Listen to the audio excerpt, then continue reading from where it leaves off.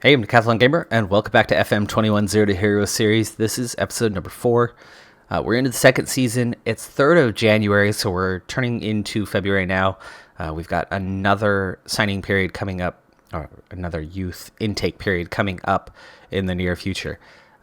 Short term, though, the team that I had, right, we started getting players poached away from us, and as a result, our lead at the top of the league was getting quite slender, quite slender.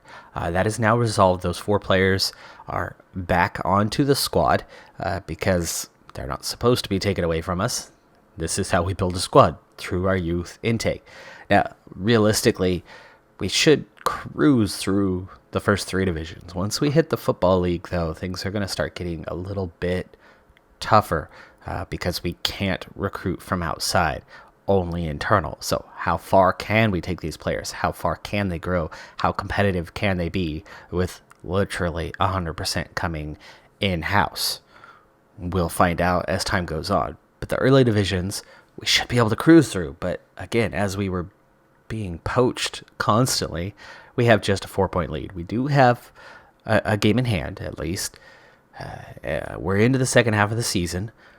So now, with those players back on board, can we get back to cruising? Can we get back to winning ways?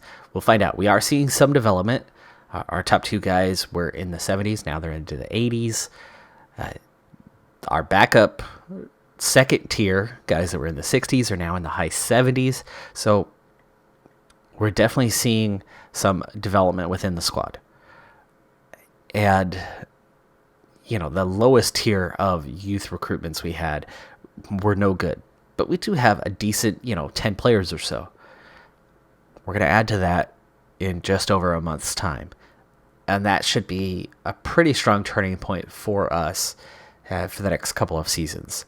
With that group, if we get in even just 5 or 6 more decent quality players, we'll fly through tiers 10, 9, 8. So the first few seasons should be pretty quick as we hit that development, and the big thing to watch out for is what kind of players do we get, because in terms of overall potential right now, there's still really only 3, 4, maybe 5 players that can be pretty decent, and that's just potential ability, right? There's the other hidden things that, yes, we technically could take a look at, but I give enough away by getting the actual potential and the actual current ability. The star ratings, of course, are the assistant manager ones. They are estimates. They're not actuals, but they're good for visual reference. Let's get these guys back into the squad, continue on with the season. We're going to push forward into March, where we approach that youth intake period, and we'll see where we're at in the standings as we hit right about the 1st of March. 4th of March now. Barreto was the latest player to be poached away, now back into the squad. Does have a remaining suspension after he was sent off in the only loss we took during the month.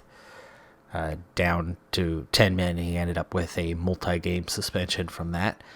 Bridges still returning from his injury, but otherwise the team is intact and doing well. The biggest thing of note right now is Skalnis is really tearing things up. 29 goals in 29 appearances, an XG of 16, even 8 assists to go with it. And clearly his right-hand man has been George White on the left wing, performing tremendously. Jameson has 5 goals, but certainly not the same level. Lambert has put in 7 goals, 9 assists from the left back position. Has that current ability that really shows. Of course, McGregor just coming back to the side, so we kind of lost his feed as he was one of the ones that was poached away. In terms of the league, the gap has opened slightly. We did take 1 loss again when we played down to 10 men there over the course of the month, but we do extend the lead by a couple more points now at 6. Goal differential very much in our favor, but not massively. Elstone Park is playing quite well this season and keeping things interesting. Arundel also only 2 points behind them with a very similar goal differential. After that, though, I don't think we need to worry too much about any of the other teams with 29 played and 20 in the league. That's 38 for the season. So we are down to the final 9 matches now. It's starting to get pretty tight. A lot of teams not mathematically eliminated just yet. There's still a lot of points to play for. But in the next few matches, that's going to come down to where we really get down to just kind of the final 3 teams for the league. Other than the opening round and that one time where we did a check-in and came in second place, we have led throughout the season, but we've never opened a massive lead. So we'll see how we do down this stretch. But we're also just about a week or so away from the next youth intake. So I'll see you in about a week. After 4 points from a possible 6, our lead slips to just 4 points in the league. But here it is, youth intake day, what we've all been waiting for. They're whispering that it's a so-called golden generation. Omani Odell, top player of the pick of the litter, goalkeeper, 2-star, 4-star potential, maybe 5-star potential. So we're looking at a pretty high-quality player. And it looks like a lot of similar high-quality players. So this is going to add a ton of depth for the team.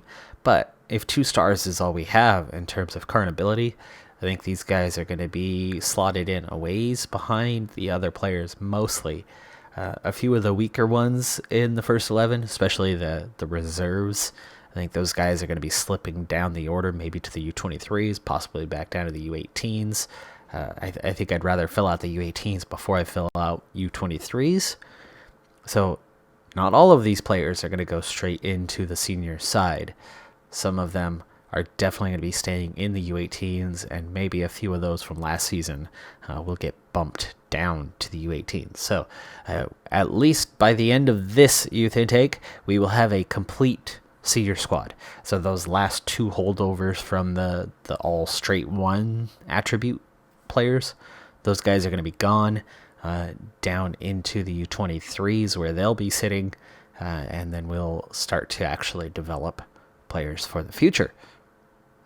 Let's go ahead and move forward into what's capable here. I'm not going to use the youth game to introduce these players. We'll go ahead and do the senior squad the next game of the season to introduce the better players of the mix, as we just don't even have our own U18s to play against, so they're just going to go out there and trounce that group. So there's no point really watching them play in that manner. Next season, though, now that we'll have at least a partial U18 squad, next season will be the first time we go ahead and attend that game. Before getting into that next match, here's a breakdown of the roster. You can see that the top 9 players, from Jameson on up, top 9 players are all from last season's intake. None of the current gen, none of the new intake players step in and immediately are ready to contribute in any major sort of way. Odell, top player of the bunch, actually only has a 127 potential, significantly lower than a majority of last year's intake. So this is actually a pretty weak intake comparatively. Odell is good enough, however, to replace one of the 2 across-the-board 1 attribute guys that we started the game with. So we now have 2 goalkeepers into the side. Odell is going to remain in the U18s, eligible 90 minutes every game, so he can develop, but otherwise will sit on the bench as the backup to Hoey. Now, from there on down, it is the grayed out players that are all the U18s that we just came in with. So you can see actually across the board, not a whole lot of potential. We've got a 125 in Jewel, a 110 in Fenton, a 108 in Thacker, and that's it.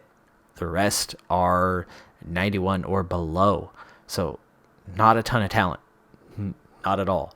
Now, the existing players, you can see we've got 4 down here, bench players, that are pretty low in terms of current ability and, other than 1 or 2 guys, potential ability.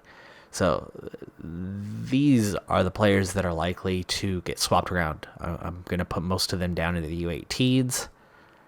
These 4, plus we had that other player, Austin, who was left of the single first team group. So that's 5 to replace. The only starter in jeopardy is Quinn. Sharples, I'd say, could potentially overtake White, but White has played quite well, despite not having a ton of ability and not having much potential. But Sharples really doesn't have much potential either, and they're coming in at similar ability, and White's playing well. So why? Why would I bother taking out White if they're playing well and developing well despite not being a high potential player? So for now, I think White is going to stay put. Sharples might come into the bench, though, potentially, likely. McManus certainly has some potential to step into the bench. But in terms of potential and some current ability, Thacker and Quinn, very, very similar in current ability, but huge difference in potential. And Quinn's played 30 matches, but has an XG of 1.02. 2 goals, 8 assists, but a 1.02. Not looking so good. Not looking so good at all. So I have a feeling that I'm going to promote Thacker, put Thacker into the starting job, hope that Thacker can outdevelop Quinn and at least contribute until a better player comes along. Quinn not going out of the U18s, though. I think Quinn's going to stay on the bench. And other than that, I'm going to replace those 4 plus the 1 already mentioned. So I'll bring 5 new players into the bench. There's your probably 5 right there, if that fills out anyway to a squad. There's multiple defenders in there. Burns as a left mid may not be a good fit and not much potential either. So it could be somebody else like Jewel could be coming in straight away, I think, to potentially contribute. Can play right back and center mid. Possibly Fenton for the O1. So I'll go ahead and make those changes, and let's get to that next game of the season, where ultimately first 11 almost unchanged.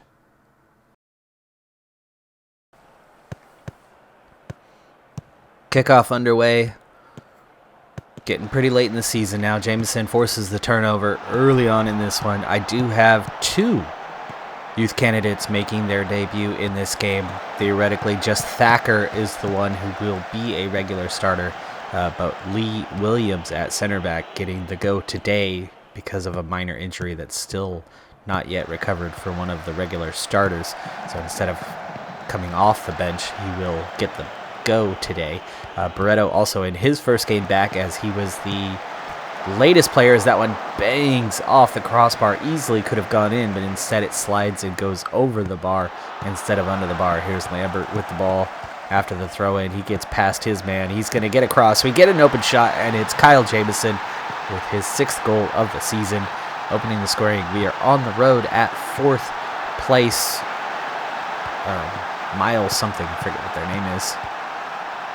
Happens when you get down in these divisions and you don't necessarily know the teams you're playing against.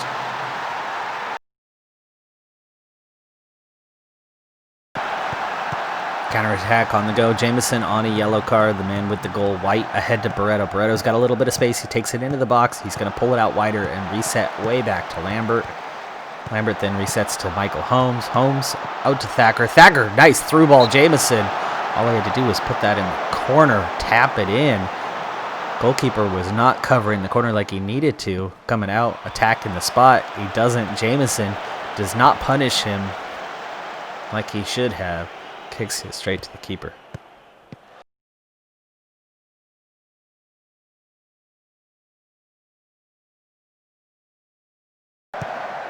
Holmes over top. Fielskelnis makes it 2. Nice, essentially give and go play there as Fielskelnis drops it back and then makes a run forward. Defense, no reaction. Fielskelnis brings that one down off the knee, and it slots it home into the corner like Jameson should have done just a few minutes ago, and that makes it 2-0. And we're starting to take control. It's Milo Oak that we are playing against, by the way. Jameson lays this one off into Barreto, back to McGregor, over to Lambert, the fullback, with a nice shot. Keeper pushes that one up into the air. It stays in play, but then gets cleared out by the defense. Skalnis with the free header on that one. Can't get it on target, and that is very much why this team is still some ways off. It's that we're in the 10th tier, and we're against other equally poor players. This team is not yet ready to win 8th tier football or anything like that. They're just taking care of business because they're at such a low level, and they're going to have to grow a lot more than this to start winning at higher levels. And we're going to have to build at least a little bit of a reputation as Jameson makes it 3. Much better on that attempt. Slots it right into the bottom corner. Past that one into the back of the net. There was not a lot of power on it. It was just accurate. Skalnis, nice ball ahead. Jameson, good first touch. Defense could have done better. They had 2 guys on him, and neither one of them makes any attempt to block that shot or intercept that ball. Takedown in the box. It looks like that's going to be called a penalty. It is. I don't like those penalties. I really do not like those penalties. Jameson, his back is away from the goal. He's a foot inside the box, way to the outside. I think penalties need to be reworked. I think that should be a spot kick from where he was knocked down. Sure, he was fouled, but I don't think that should be a penalty from there. I really don't. I think that box should still exist. It should be where... Ooh, wow. Disallowed. Offside. Okay. Jameson was definitely behind his man. I didn't see the build-up on that as it was off screen at the time. But yeah, you can see here from the replay.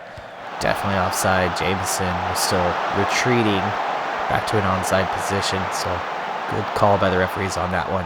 Either way, it's 4-0 at the half. The new squad... Well, really, it's the old squad. But a little more depth as Williams, 6.8 in his debut. Thacker, 6.7 in his debut. Neither one necessarily doing anything. This is the old guard, just taking care of business. 13-1 on the shots, 7 of them on target. XG very much in our favor. Corners, 8-3. Committed a fair number of fouls, but we are playing aggressive, so it makes sense. It ain't over yet, but it is looking pretty good down the stretch. We have 5 left to play. We still have a 2-win lead, 6 points over Ayleston Park. So 15 points left available in those 5 matches. So with 76, that means 61 and above to be within range. Arundel still has a shot. Ayleston Park still have a shot. Everybody else now eliminated from contention, so that win over Mile Oak put them out of reach as they remain in 4th place. So just 5 to go. We'll come back next time. Skalnis leads the league with 31 goals, or at least leads the team. We will get a look at those standings this time. We'll see how the stats compare amongst the other teams. If Skalnis is the leader among the league, George White with a 7.48 match rating, even though he's only a 44 overall. So really, really nice. White has 13 assists as that primary creator. We are a little stronger up that left side than we've been up that right-hand side. And that comes down largely to the strength of Skalnis, who's a 71. Left back Lambert, who's an 87. Very, very creative. So that left side's been good for us. George White, even though he's only a 44, has played excellent this season. New guys starting to get in just a little bit. Couple games. Jewel twice off the bench. They've only played 2 matches. Williams, 1 start, 1 appearance off the bench. And Sharples. So team looking pretty good. New guys fitting in. We're already seeing a little bit of development. Even Odell has hit 51 in just a couple weeks with the side. So we'll see a little rapid development among some of those guys and see them push into the 60s potentially. And that'll be nice, right? We're seeing the bottom end of the squad fill out a bit better this time. So our depth is what improved. We have a total U18 squad now, 15 players down there. We have 18 at the senior level. The U23s is just the remnants of that, the 1 attribute guys. None of our intake players are in the U23s. So that's what we're looking at this point. Squad depth, the real improvement. But can we hang on and win the league and move up to the 9th tier? I'd say odds are in our favor, but it's not over yet. So tune in next time as we continue on with that journey. We'll wrap up season number 2, potentially our first championship as we move up to the 9th tier. Likely, anyway. Can we do it? I'm Decathlon Gamer. Thanks for tuning in. Be sure to hit that like button, and I'll see you next time. Have a good one. Be safe out there, and bye for now.